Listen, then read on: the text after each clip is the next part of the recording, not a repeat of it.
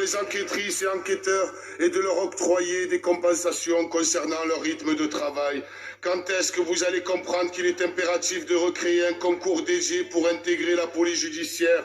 Quand est-ce que vous allez comprendre qu'il faut un recrutement spécifique pour avoir des enquêteurs spécialisés contre la délinquance économique et financière qui inclut le blanchiment?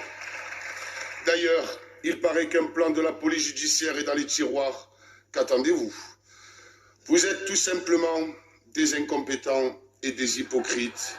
À la différence de vous, je viens tout droit des quartiers pauvres de Marseille, des quartiers très pauvres de Marseille, et pourtant, je sais bien plus que vous, et bien mieux que vous, que votre politique de plus en plus répressive est un échec total.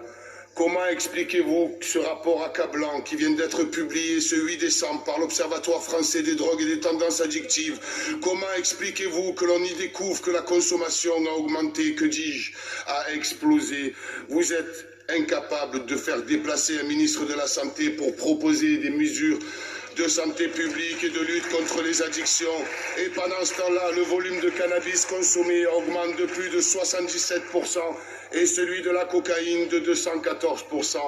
Et entre votre maigre budget pour les préventions et vos campagnes bidons de spots publicitaires culpabilisants, rien ne fonctionne, rien ne change et vous le savez très bien.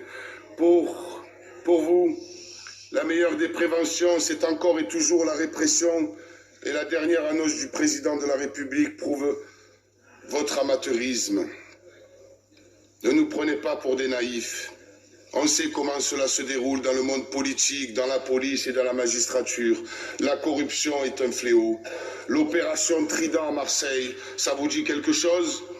387 kilos de cocaïne commandée par l'État pour une vente totale avoisinant les 8 millions d'euros sans que personne ne soit arrêté, sans que personne ne sache qu'est-ce qu'est devenu cette drogue, sans que personne ne sache où est passé l'argent. Pourtant, tout était stocké dans les locaux de la police, selon l'enquête en cours.